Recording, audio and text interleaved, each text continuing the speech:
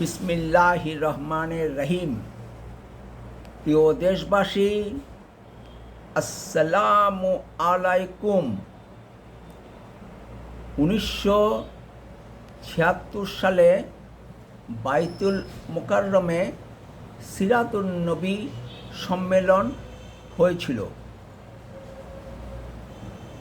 উপপ্রধান সামরিক আইন প্রশাসক ও সেনাবাহিনীর প্রধান মেজর জেনারেল জিয়াউর রহমান এবং উপপ্রধান সামরিক আইন প্রশাসক ও বিমান বাহিনীর প্রধান এমজি তাওয়াব সেখানে উপস্থিত ছিলেন।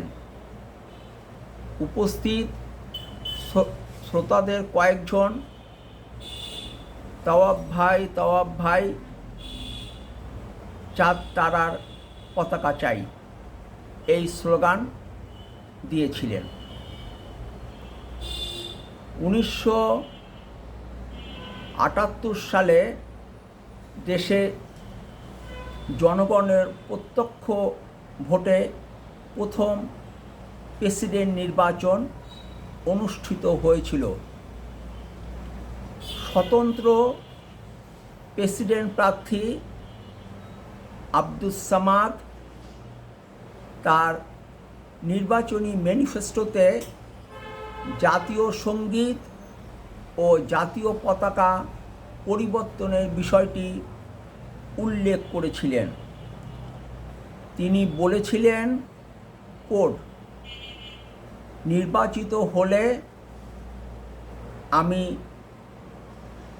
জাতীয় পতাকা কলেমা তৈয়বা দিয়ে খচিত করব, আনকোড। ফ্রিডম পার্টি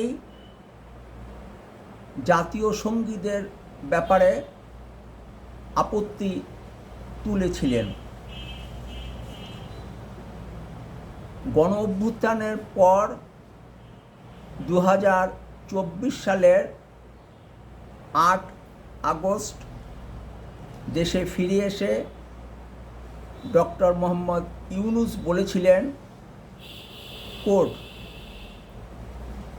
সূরা ফাতিহা আমাদের জাতীয় সঙ্গীত হতে পারে, আনকোড।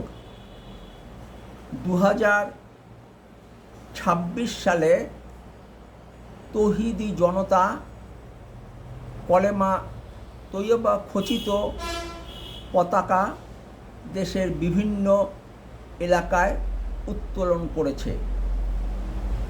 ভালো থাকবেন। সম্ভব হলে দেশ পরিচালনার নীতি ও পদ্ধতির পরিবর্তন নিয়ে কথা বলতে